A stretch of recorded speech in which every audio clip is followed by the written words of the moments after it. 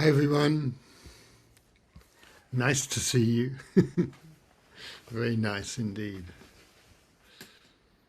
Maybe we'll just like sit for a bit while people are coming in, and which can't be too bad a thing. So.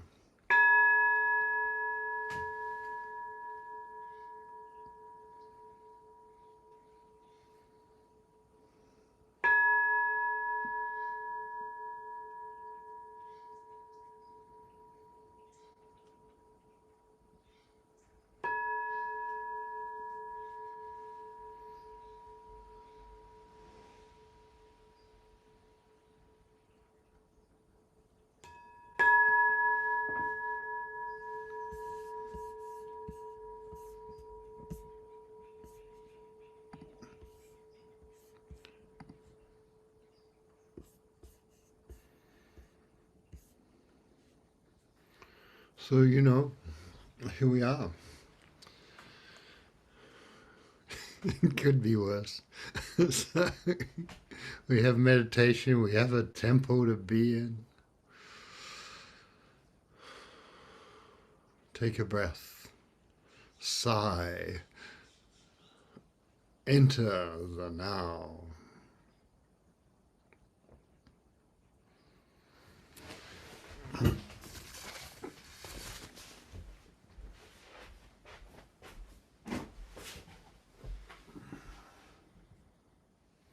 The thing you can't say much about because it's everything, being here.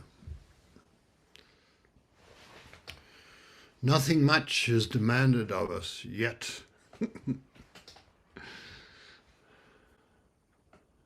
a sacred time just to be here, really.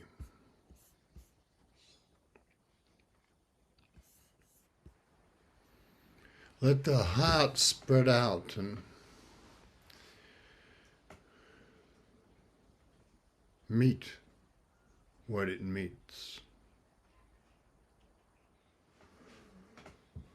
That which is in our heart is in all things and it's everywhere. Years ago I wrote, "This fire runs through all things." And in fact, I think it's a chapter, it's meant part of a book I did, and there's a keisaku, which is a Zen stick, which traditional monasteries is used to hit people if they ask for it. And it's an interesting thing because it makes a very loud sound in the meditation hall.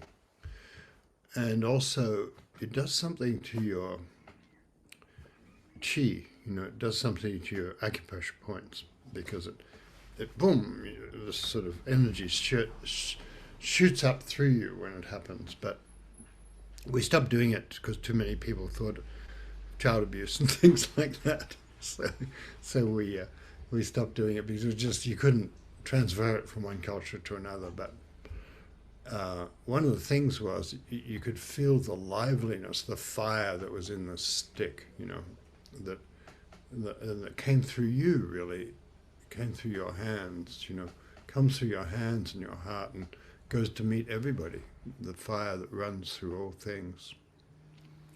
Then an Australian teacher who studied for a long time with us, and she told me recently she was writing a new book, and I said, "What's it called?" And she said, "It's called This Fire Runs Through All Things." Do you know what koan that comes from? So I have been looking for it and I can't find it in the Blue Cliff. And so it was rather fun.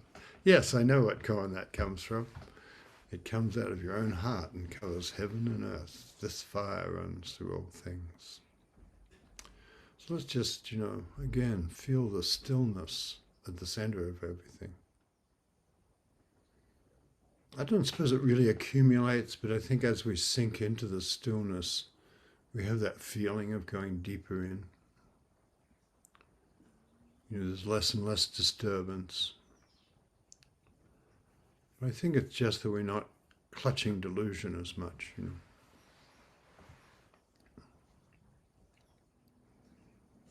And for me, when I think one of the things to think about or to say or to notice, I don't think about is helpful probably, but to notice is that most of what we think we are is the thoughts that are coming up. So most of what we think we are is delusion, you know. I mean, maybe all of what we think we are. Let's start with most. That's pretty easy to see, you know. And so you'll notice that there's something in your head. And so it could be any things. It could be something you're worried about. It could be something you're looking forward to, or something you hope to happen or hope not to happen, you know. It doesn't, you notice that it doesn't really matter. It's that it forms a what am I? Things we worry about, things we don't worry about. And then we think that's a me. And then we fit ourselves in this small thing. Because a me is vast, you know. Comes out of your own breasts and covers the universe. Which is kind of funny when you think about it. I mean, it's funny if you let it occur to you. It's like, here I am, worried about whatever it is. Small things, you know.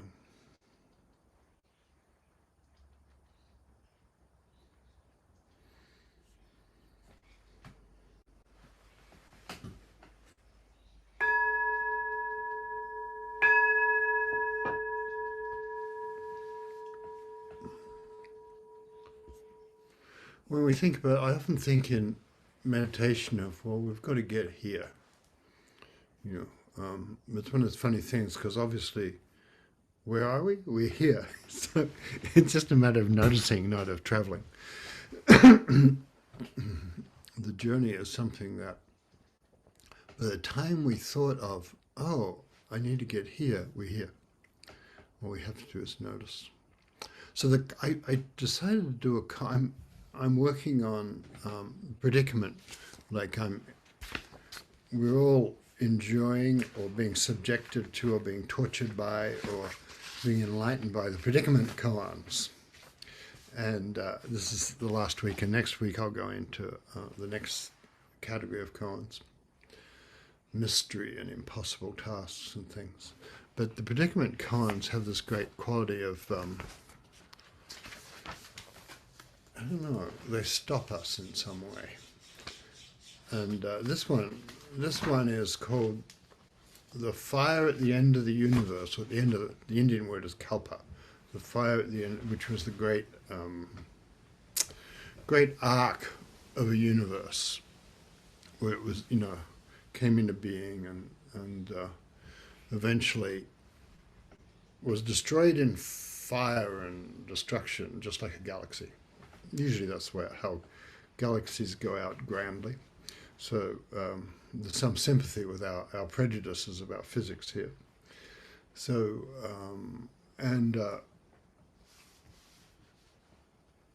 I'll just give you the little story. A student asked Da Shui, he was a fairly early teacher, it's clear that the fire at the end of the Kalpa, the fire at the end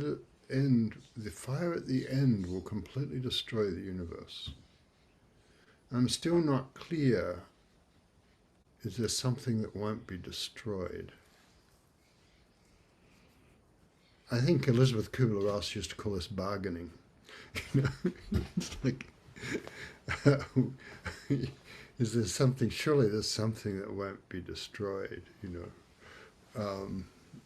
And Da Sui said, destroyed. He was sort of, I don't know, I don't think he was bored with this, but he wanted to cut through. He like stripped his language down here and said, it will go along, I will go along with everything else. Go along with everything else, said Da Shui. So he just didn't even, and it's really interesting that it's not a you or a universe, it's the, you know, the universe is destroyed, you're destroyed, you're destroyed. The universe comes into being, you come into being, all that. And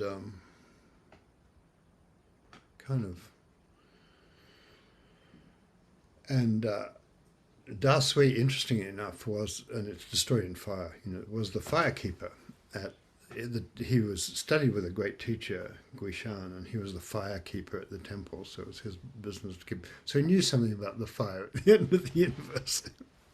He kept the fire. It was one of those jokes, and the poet who collected this koan said, "Caught between destroyed and not destroyed, the student asked that question of light of the fire at the end of the universe." So I guess all our questions are asked in that light, really. Touchingly, it's because of a single phrase, "It will be destroyed." They travel back and forth for 10,000 miles alone. And and then the student was kind of great, because the student didn't quite accept this and said,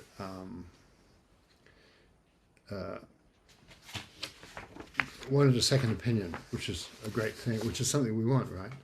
And the student then went to another teacher and told the conversation. The other teacher was called Dozi. And he just told the conversation about it will be destroyed. He said, he didn't say it will be destroyed, even destroyed. And the next teacher turned to his altar, lit incense, offered it, bowed, and said, "An ancient Buddha has appeared in Sichuan," which is where the guy had just come from. Dasui, "An ancient Buddha has returned, has appeared in Sichuan." And he said, "You should go back there as quickly as you can and make amends for your mistake." And the guy said, "Okay." And so he hurried that, 1,000 miles or so on foot back to Sichuan. And then he found Dasui had just died. So he turned and went back to Dozi. And when he arrived there, he had just died. So the fire at the end of the universe had consumed everybody. And it's sort of one of those Zen jokes of like, "I'm sorry, I just couldn't stay around for you to ask me another question." So, touchingly, it's because of this single phrase, "It will be destroyed," he travels back and forth for 10,000 miles alone. So there's an empathy for how the sorrow of trying to, like, in a way, get out of here, get out of this human predicament. So the predicament koans, there are lots and lots of them, but this one is the predicament of, oh my God, what? And we know, in a way, it's hard not to hear about the state of the world and not to have that feeling, The world is marvelous, and it's full of marvelous things, and it's full of life and beauty. In the midst of our fire season, yesterday it just, last night it rained, Some rain came in. It's the first, I think, storms from the great, from the beginning of the cold, cooler season, which, if so, will be great for us, because we're not going to burn down. Our houses aren't going to burn down, which we have an attachment to our houses not burning down. It's a thing in Northern California. And Central Coast too. I see someone from Central Coast on there laughing as well. Brian. so it's like, we are for that. We're for rain. And then, of course, another friend on here is trying to harvest grapes, and is terrible for harvesting grapes. So maybe we'll get her to tell about that later. But you can see that's life, isn't it? That's how it is. It's like, in the midst of everything, there's always a predicament.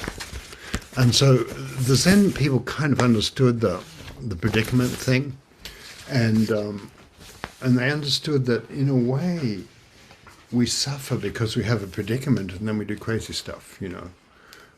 We start rioting, or whatever it is. People start rioting or blaming people, or all that kind of thing. Being excruciatingly correct or being excruciatingly incorrect, or all those things, and And we might say that, one of the things I've noticed is that when I wake up in the morning, I don't yet necessarily know who I am, and what kind of things I do. And so, I've kind of learned to enjoy that because I haven't yet put on my John costume, and and this morning I could see the rain. I opened my eyes and out the window there was the rain. But it's a nice thing, not to know who you are yet, because you're free in a way. And then gradually, then I realized, oh, the rain's come in the night. I remember it raining in the night, and I remember getting up and looking at the rain. So I start remembering gradually. And then we put on our predicament, as one of the last things we put on. I'll put on my predicament, and that's where I'll know I'm me, And whatever you're worried about, it might be climate change, it might be democracy, it might be to someone you love who's in trouble, it might be you and your troubles, And there's an empathy in that. That's the body. You can't not, in a sense, be connected to the world. That's the bodhisattva path. Not possible not to be connected, But also, it's possible to take it all too seriously, to take yourself too seriously, really. And part of the bodhisattva path is not taking myself seriously. So it's like, and I learned this when I was really young. My mother had to work, but I lived really close to my school, so I could just get up and walk 100 yards down the hill or 200 yards down the hill. And there was my little grade school. And nothing bad was going to happen to me on the way to school. And so I remember quite a few times getting up, but I forgot to put on John. And I wound up at school in my pajamas, so I'm 6 and I'm in school, and suddenly I realized it's like recess, it's about 10 a.m. I realized, hang on, something's wrong here, I didn't put myself on yet, but it was kind of rather fun, really, So, yeah. And one thing about a predicament, there's a couple of questions to ask about a predicament. Most people are concerned. I don't think you can not be concerned when you hear the great, the Thwaites Glacier, which is the largest mass of ice that's sort of moves, shifting around uneasily in its sleep in Antarctica, And, opinions vary on will it raise the water level, 2 feet or 10 feet. And Miami will turn into Venice. so maybe parts of New York even, and New Jersey, so it'd be great. And it's impossible not to think, well, what does that mean? What does it mean for life and planet and the human response to stress? We've now realized that the human response to stress is not rational, reasonable. I think the epidemic was helpful for that because people are saying there's no epidemic or it's all lies, or the paranoid response. Let's sacrifice children to the gods, that kind of thing comes up. So there's a paranoid quality in the human psyche that thinks it's being plotted against if something difficult is happening. So we now know that we'll have to ride out whatever comes, however we do. But it's good to be free yourself. It's good to be free. And so then to look at the predicament, the fire at the end of the universe, say, well, what's it like to know that the universe might end in fire? And really, it's the same question as, well, do you think I'm really going to die? Everybody I know who's dead has died, but lots of people I know haven't died, and so maybe there'll be an exception just for me. so maybe I won't die, and it's sort of like the black swan thing. All swans are white, but then when you go to Australia, you find black ones. So maybe you go to somewhere like Australia and people won't die. It's like that. So maybe it's a black swan event. So, and we can tell that the answer, it will be destroyed, is the teacher's, it just says destroyed actually. Gone, goes, gone. Is kind of, it's like everything is happening now. Like we worry about death and we can tell if you look into the now, like now would be good. Let's do it now. Let's look into the now. Let's be here. And if you look in, you can see that the vastness of this moment, if I'm not arguing with myself and I'm not filling my mind with whatever I fill it with, my predicaments, then we can examine the moment. We can look around and look around the room. And there's kind of this space and calm, and we're always hurrying past the moment, past the now. But when you're in the moment, there's only this vastness. And then there'll be another vastness, but in a way it appears without us doing anything. The world comes to meet us. It just comes through us and flows through us and into us. And we just hear. It's like one of those standing waves you'll get in a river sometimes, those old artists who used to paint with ink on flowing water, do circles, That's us. We're the ink circle, But we're also the water. And so this fire runs through all things. It runs through us too. The fire at the end of the universe is in our veins and our hands, and the trees, they're looking very happy about rain. And last night I could feel trees were sort of getting excited, like kids when rain's coming there. And I could hear it was like they were whispering, and their leaves were bending and touching each other, and they were saying, "It's coming, it's coming, it's coming, it's coming." And you can just feel the rain and the water vapor in the air. The trees are all, "It's coming, soon." So it was like waiting for a birthday. And so, but that itself is a time, it's coming. That's a here and a now. It's not when it comes. Yeah. And your time of now, everything that's happened to you is all right. It brought you here. Any diagnosis you have, it's all right. You're in the now. Can't do anything about that. But also, if you look at it, it's not that you can't do anything about that. It's that you're in it and it's marvelous, and doing something about it is like pulling out and having standing outside it. So that's the main question about predicaments, standing out. They make us try to stand outside of things, but that's just the mind making itself up.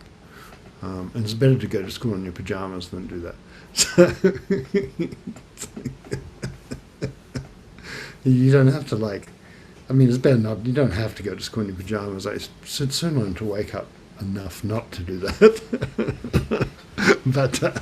But there's something about not, when you wake up, not to put on your predicament. I have this problem because my kid, I have this problem because my partner, or I have this problem because me,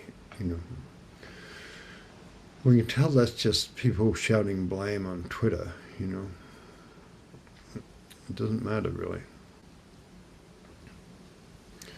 And so I don't know about predicaments. And one of the other things is what's funny about it. There's something funny about everything. There's something funny about my life. You notice that if you're in a hospice or a cancer ward, there are some people who have a tremendous sense of humor about their predicament. And it's all right. It's all right, because here. It's not all right because it doesn't hurt or because any of that stuff, or there's no sorrow or loneliness, but here is the profound thing that we always have and we can never get away from. And I might forget to make, if I'm here, I might forget, gradually we forget to have certain problems. we forget. And then other problems will be with it. They're sort of like the shape of us in a way. And, you know, occasionally I'll still dream about something that was a problem years ago, and I don't notice it's a problem anymore, you know. And and that's all right too. And just the texture of life is to have things that don't make sense, and the taste of things. You know, so that's a bit more sitting here. The taste of the now, the taste of the here, the taste of the bell.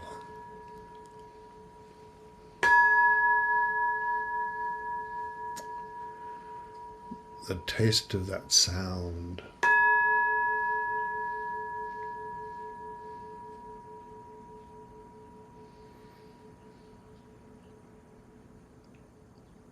The bell from the beginning of the universe.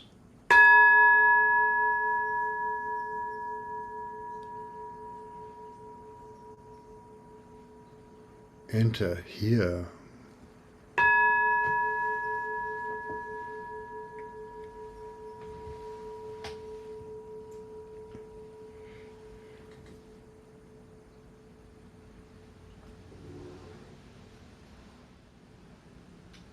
A student asked, Da Shui, in the fire at the end of the universe, I'm still not clear. I'm still not clear is a great Zen thing, isn't it? I'm still not clear, which is a noble position.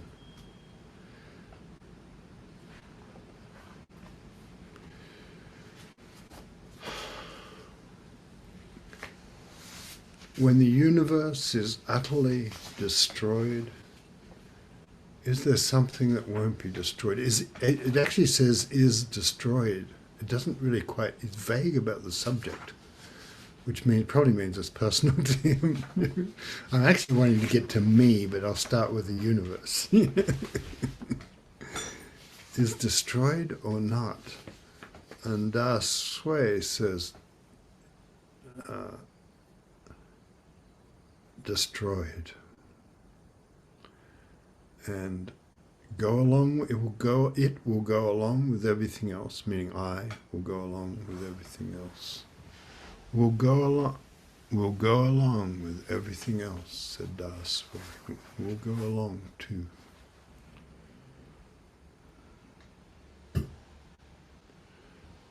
And if you really like, right here, I've got the storm has become sort of mild and intermittent, but you can see the winds blowing the trees from unusual angles, not the prevailing westerlies, and swirling around, and the trees are still a little bit thrilled for being shining and wet. You know.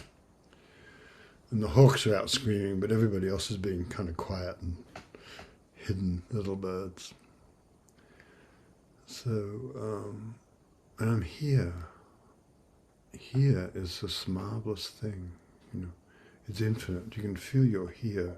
If you look in your heart, you look around your room. It doesn't matter whether it's inside. You can tell inside and outside. It doesn't make a difference. Or you look at somebody you like on Zoom. It doesn't make a difference, really. What's the difference between them and you? You know, how beautiful their face is. Your face must be beautiful too. Just like that. And it fills the universe, and there's no destroyed or not destroyed yet. That's why the poet says, you know, he's kind of touched, just touching that he goes back alone 10,000 miles between destroyed and not destroyed, you know. Will I die? Won't I die? You know, can I save myself? But the journey itself is beautiful. So we're allowed that. And you can tell that when the sound of the wind comes or the sound of rain, oh, it's not different from me. Or the sound of a voice comes into your heart. You're not different from that. It's kind of marvelous stuff, actually. Good stuff. So if you can hear, you know, you can hear whatever comes, it's what we were born for. It's what we're here for. If we hear a sound, that's what we came here for. And there's no one else to hear it but you. That's your the bodhisattva hears the sounds of the world. It's your job to hear the sound, to feel the immensity of being you, to feel the immensity of being you.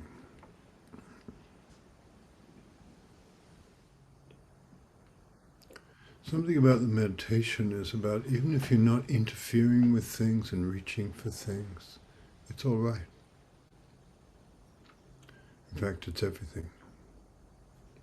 So even before you start to get wise, it's happened. Before you got calm with your meditation, before anything, here we are. And the joy is uncontrollable when we put down our burden.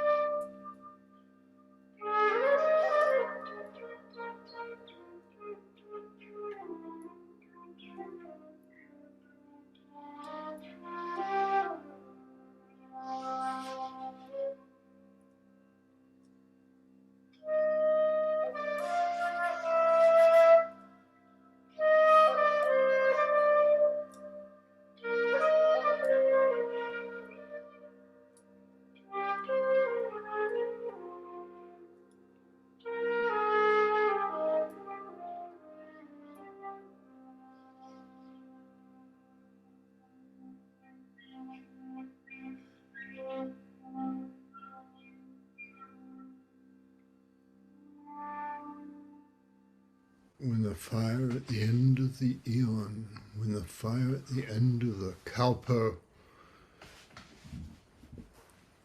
rages, is this destroyed or not? Destroyed. Then I go along with that. Go along with that.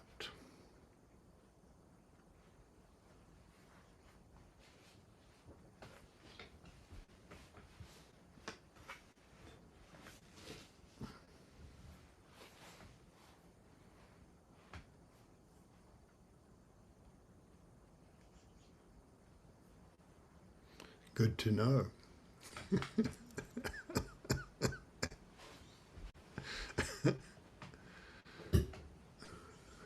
Something good to know. You can tell that the mind is always trying to separate from the vastness that it is in. So this koan is really about no need to try to separate from, no need to pull back from the marvelous web that we are in. We can't pull back from it anyway, really, but we're stitched into the stars.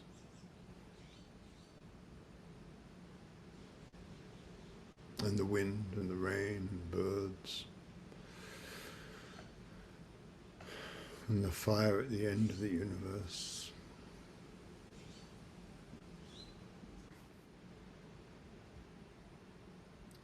Just feeling the time, feeling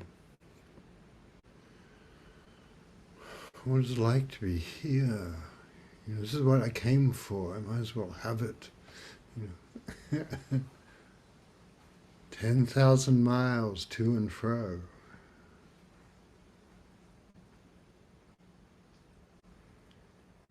The fire at the end of the universe. Destroyed, not destroyed. Dying, not dying.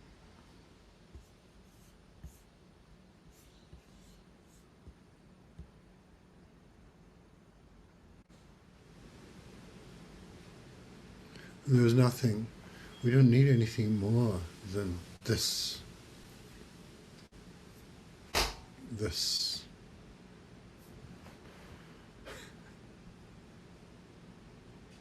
And we can't have anything more than enough. This is enough. This is complete. We can't get more complete than complete.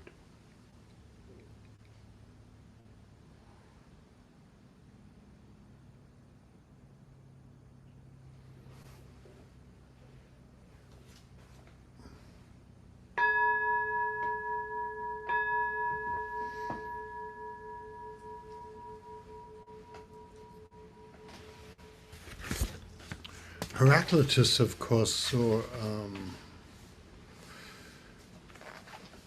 he saw this transmutation that was always going on. The Greek philosopher, and he said,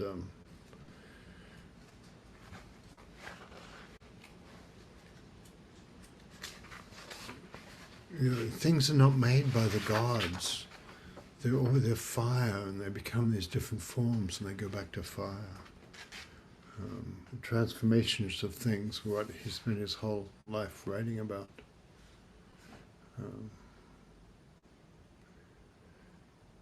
He said a nice thing. He understood, as well as everything changing, he felt like there's something we can do as people. And I think in a time that's always changing and where, I think it's easy to come by the idea that the old agreements have been lost, or falling away, and we don't know what the new agreements in the culture are going to be. We know there's a lot of violence and blame.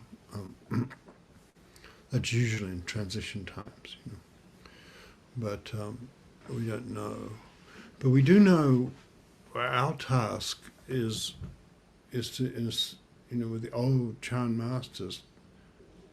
You don't get caught in that. you can hold the center of things yourself. So there's a kind of discipline of like, let's do our meditation. Not a bad thing.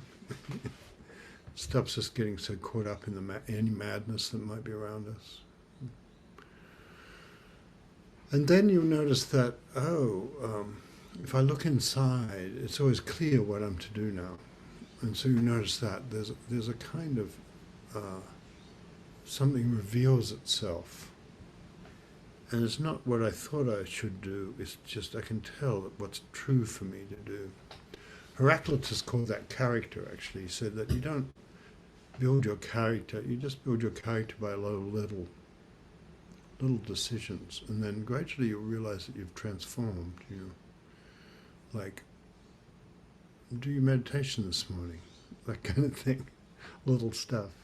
If you're angry, don't think it's really about someone else. Then you might get free. Even if it is about someone else, it's not about someone else. You're the one who's angry. And so the question of whether you're right or not isn't the interesting one. And then in the meditation, gradually, the like settles and we become free. So that's how to deal with the predicament. Yeah. There's another great.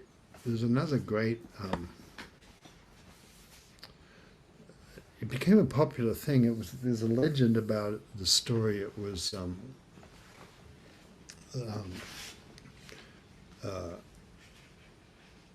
it's one of those human sacrifice stories that's so lamentably common in human history. The quotation originally comes from a scripture on the benevolent king safeguarding the nation. King Kalma Shapada, believing in the words of the non-Buddhist Rata, took the heads of 1,000 kings to sacrifice them in a graveyard to the god Mahakala, the great dark one, the great black one, hoping to prolong the fortune of his nation. There was a king called Samantaloka, begged for a day's reprieve and provided a meal for 100 Dharma teachers. Hey, there's something I've got to do before I die. Hang on a bit, just put it off for a day. And so he gave generosity, dana, really, supporting the temples, that sort of thing. So he gave a meal, so they ate that day. So it was a nice meal. They probably got away with, probably last them a couple of days. And the first Dharma teacher spoke a verse to the king and said, in the raging of the fire at the end of the Kalpa, the whole universe is destroyed. And it's a long verse. And my source here said, it's a long verse, but it just says that, basically. It's 32 lines. So, fair enough. So, and then as the king, Samantaloka, was going to his own death, he recited that verse. In the Kalpa Fire, the whole universe is destroyed. And the king who was having everybody killed as a sacrifice, some doubt awoke in him. And he said, he asked about it.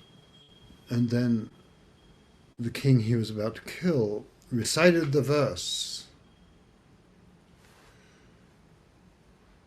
Everything is destroyed. The whole universe is destroyed in the great fire. And his mind opened. He had an awakening. And he gave the kingdom to his brother. And he stopped killing other people.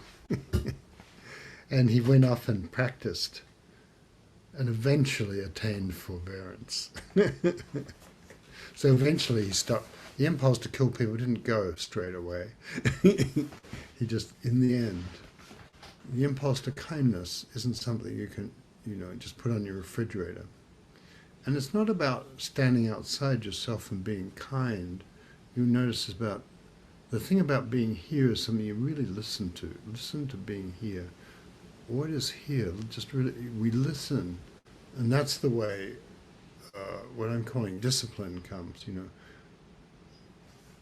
oh, I'll sit this morning. I'll sit, or I'll help a friend, or I'll stop butting into a friend's life, or I'll whatever it is. I'll make a friend. This tiny small things, and they make a kind of, we do have a shape while we're here, so that's the vessel. We need a kind of vessel to be in. But we don't take it too seriously, because as you know, I mentioned in the beginning that the things you notice in your mind you think are you, but they're not. It was nice to be free of that. The pop song, the anger about being mistreated, the desire to mistreat someone else, whatever it is, the thinking my life will be better if this person loves me better, or if this other person changes, Well, good luck with that, So, and then there's yet another story about this koan. When the fire at the end of the, is this destroyed or not destroyed? So we did that. Then go along with that. Then another person heard about this and asked for yet a third opinion, and said, when the fire at the end of the universe rages and destroys the universe, is this destroyed or not? This destroyed or not? Not destroyed, said the other teacher, not destroyed. Why not destroyed? It's the same as the universe, because it's the same as the universe. So, like 2 Zen teachers, 3 opinions.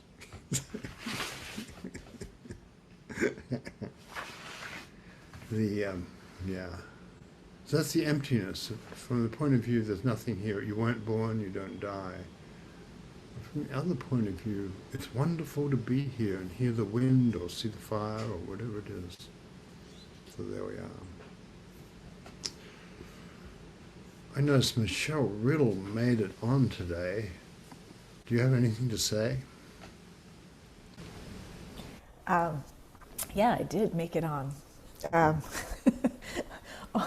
It's really nice to be here. All these things have been coming to mind as I've been sitting here. And I guess it's hard to choose what to say. But last night I was watching a movie. And I'll say the reason it was hard to get on here is because of the crazy world of harvesting grapes that I'm in the middle of.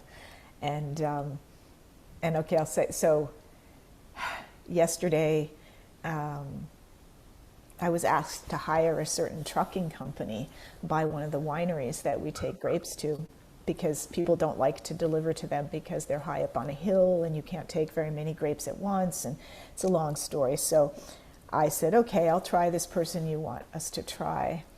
And yesterday they were supposed to be delivering grapes, and it was just the most absurd mess I've ever seen, and tremendous amount of mistakes and untruths and trying to cover stuff up. And so in the context of this, so it was just a horrible day. And as far as this didn't go well. So these people promised that this morning they would get these grapes up to the winery before 7 o'clock. Just promised, and they'd done a horrible job. So that was kind of the least they could do. So at 8 o'clock I get up and I call the winery to say, do you have your grapes? And they're like, no, we don't have any grapes. And so then I'm calling, all the people who are responsible for bringing these grapes. Nobody answers their phone. Nobody answers their texts. And so I had to wake up. It turns out one of our vineyards, our manager, lives really close to where they were put these grapes under lock and key, which we shouldn't have let them do, and so to speak. And anyway, so I said, "Can you go up there? You know, I know it's early, but and just tell me, do you see the grapes?" So he called. So he said, calls me back. He says, "Don't get upset, but yeah, they're sitting there like 20 yards from the gate, but they're behind lock and key, so we can't go in and get them." And so anyway, I eventually roused somebody. But the funny thing was, like, I don't know, in a way, it's like I was their fire at the end of the universe that they were trying to avoid by never telling me the truth of what was going on.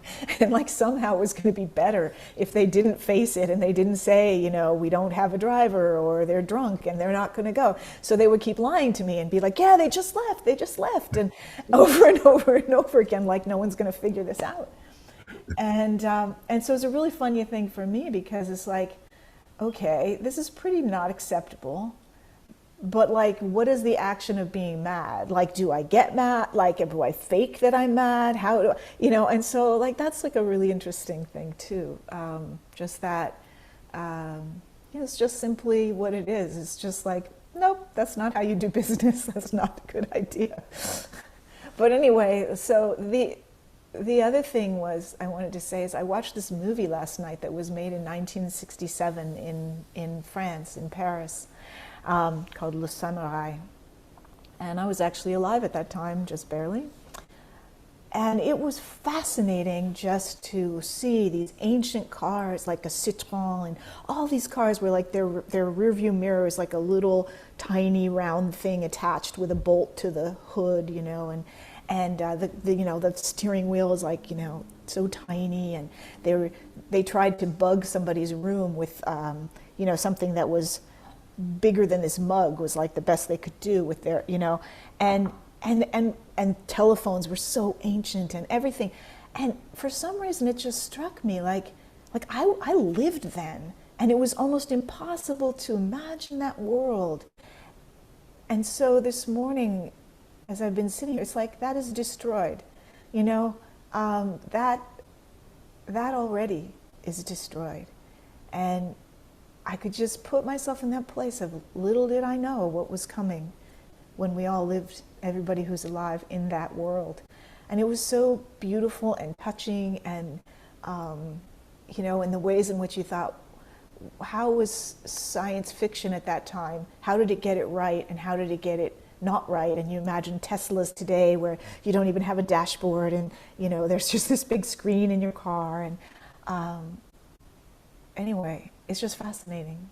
So that's my story today. Thank you. John Joseph, you have anything to say? I loved how you said the texture of life, you know, this feeling, and you can almost taste it. And then you said the taste of the bell, and this you know, this intimacy, and just how familiar, you know, that taste of the bell is, and the texture of life.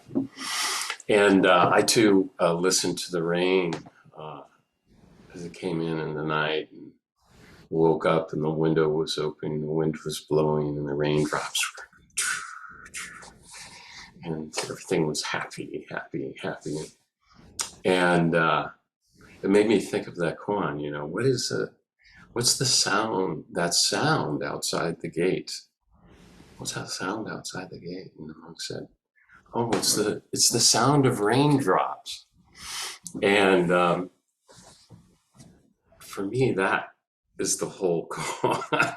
But then he goes on and says, oh, well, sentient beings are upside down and always chasing after things. And then the monk says, well, what about you, teacher?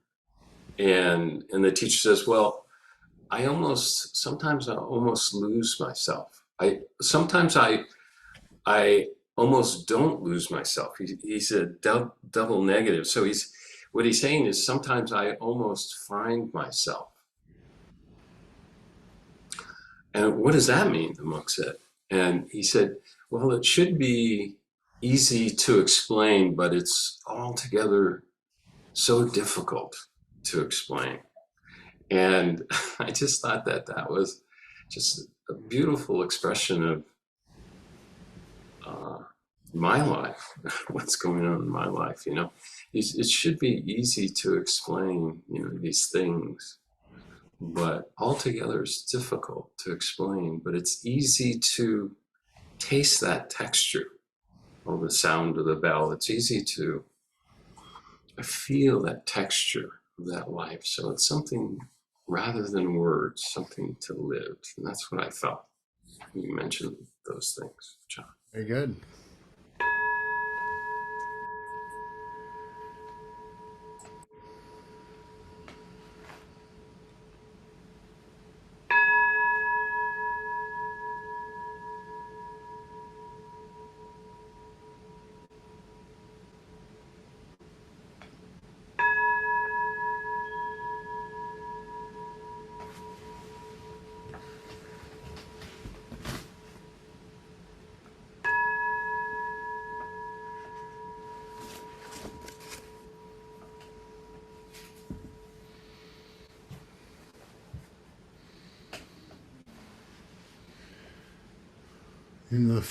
In the great fire at the end of the Kalpa,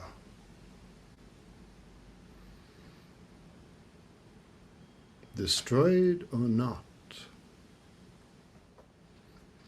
Here's the beginning of Gerard Manley Hopkins as kingfishers catch fire.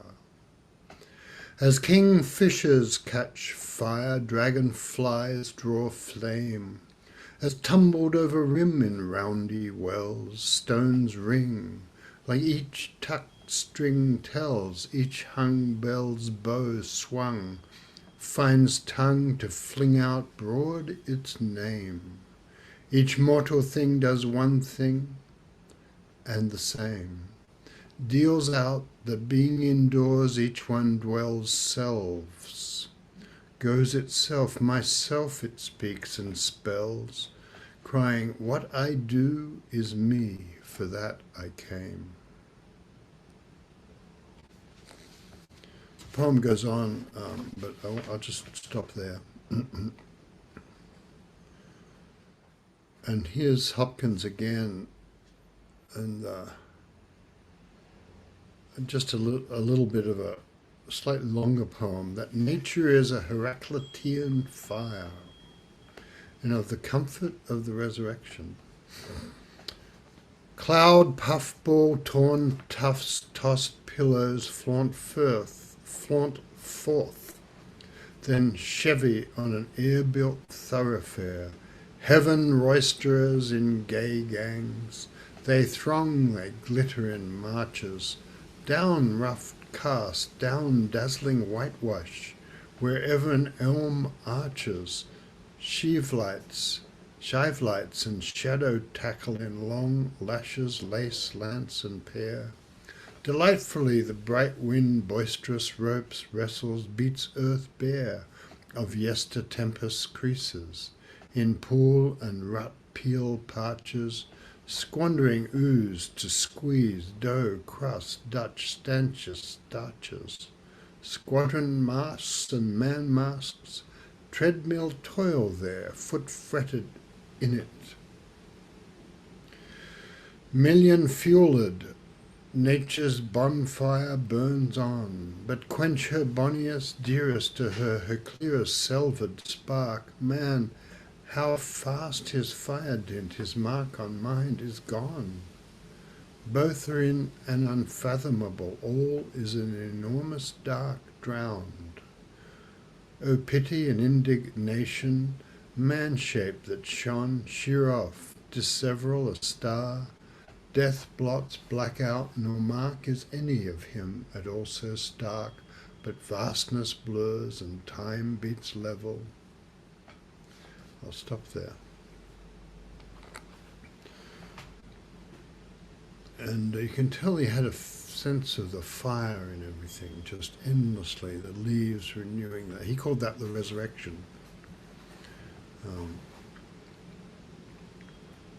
I get lost in his, sometimes I get lost in his Christian stuff seems a bit layered on, but he was a Jesuit, badly treated by the church, as clever people often were. And you can tell he tried to make language itself in these tongues of flame.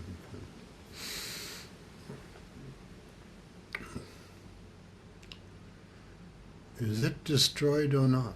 Am I destroyed or not?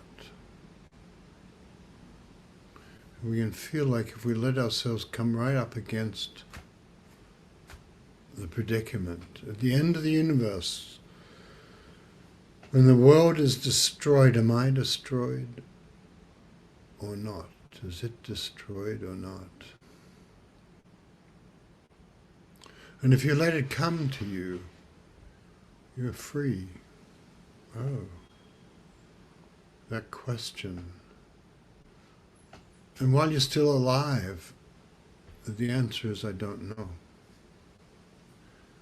Which is always the answer of everything when you're still alive. If you're alive and you have a question, what's the answer? I don't know. I used to think not knowing was a certain sort of, I don't know what I thought it was, but now I realize it's a vast place to rest. And all the light and the nourishment, the leaves and fires come out of that. Something to do with the valley spirit that never dies. Is it destroyed or not?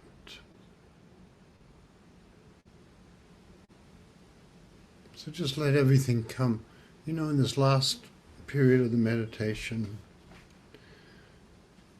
try just a little less hard, you know. Because you can tell even our trying is over the top of things, you know. Just enjoy this life, that how marvelous it is, how marvelous you are. But we're not special because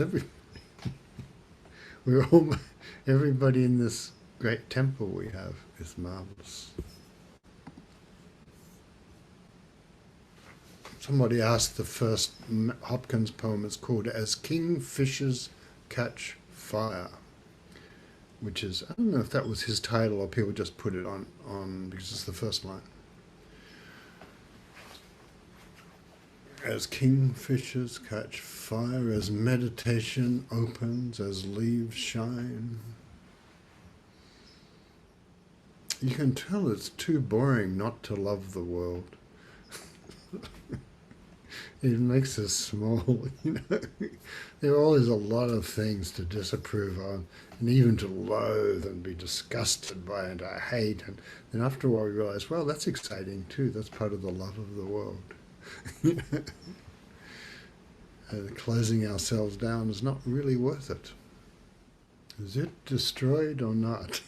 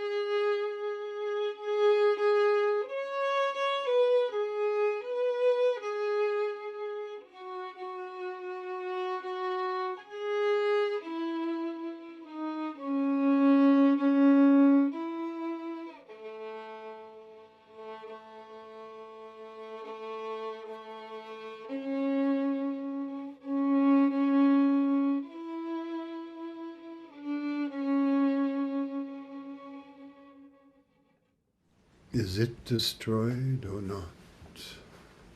Music for is it destroyed or not? And just the endless beauty of being here and it keeps moving on. What's up with that?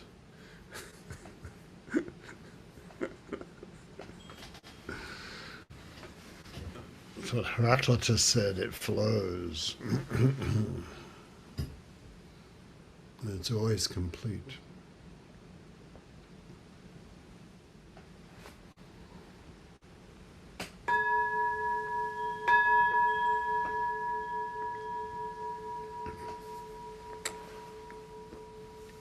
The bell sound, is it destroyed or not?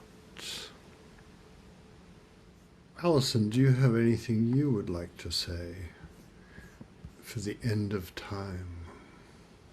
Oh, I was sitting here in the middle of the storm for the last hour and a half, and I've got, from where I'm sitting, I've got a view up to a big oak on the next property, and I can't see the bottom of it, but the hill goes up, and because of the way the hill is, it looks as if the tree is the world's largest coast live oak on planet Earth. And it's just this majestic, beautiful view from here. And the wind's been taking it up, and it's just throwing around all the branches in somewhat of an alarming way. And in my mind, I'm thinking, will it be destroyed? Will the tree be destroyed or not? And then I turn and look the other way, and just as I'm thinking, oh, the tree will just take care of itself, and I turn and look the other direction, and I see this huge branch just flying across the sky from a different tree, which I can't see. And how marvelous to be in the middle of the Kalpa Fire. It's so beautiful that it's like Celtic music, where it's both, even when it's a song that's full of joy, a joyful song, it's got sorrow in it, and a sorrowful song has joy in it. It's almost heartbreaking. It's so beautiful just to be here in the storm. Our last chance, just for a minute, to be destroyed or not destroyed. Destroyed or not, and just feel, you can feel the vastness wherever we are in the world. All over the world we're here. And how marvelous. Destroyed or not destroyed. Running back and forth, and when we stop running back and forth, 10,000 miles, as the poem says. How touching. When we stop running back and forth, the vastness just explodes within us.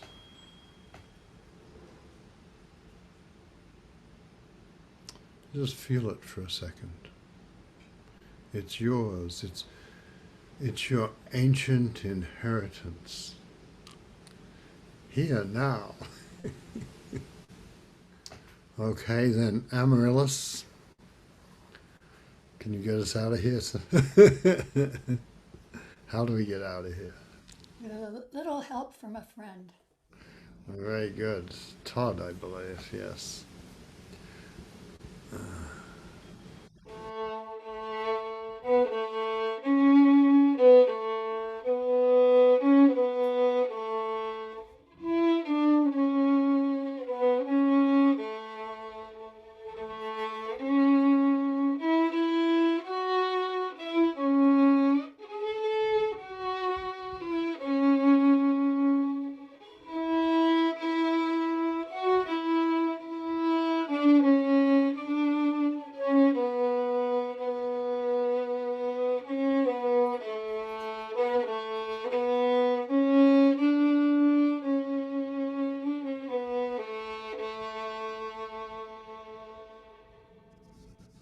I vow to wake all the beings of the world.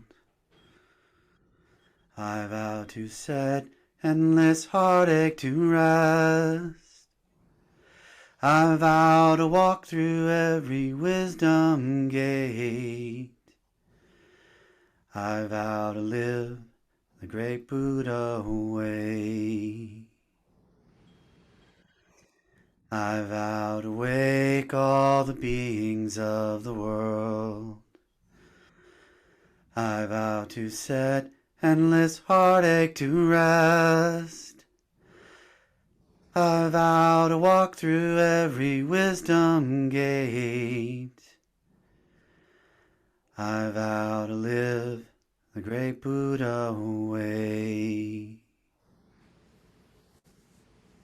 I vow to wake all the beings of the world. I vow to set endless heartache to rest. I vow to walk through every wisdom gate. I vow to live the great Buddha way.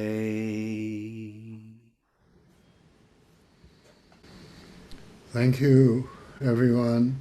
Tomorrow night, Monday night, John Joseph's Luminous Being, Zen Illuminati, John Joseph's marvelous interview program has Joan Sutherland on it, who's like, a daughter of our house, and has written a good book about koans. So she'll be talking about that tomorrow night on John's marvelous program, which is something you should keep track of anyway. And also we have an open temple happening mornings and evenings, and other events like every Monday night John has something, and other teachers have things on the evenings. So we have a retreat coming up in mid-October online, so sign up. It's kind of a cool thing to do, and you end up, your home becomes a temple when you do that. Also, if you want to give us money, feel free, go online. We like that. It makes us happy because then we can make our payroll and keep the whole thing going.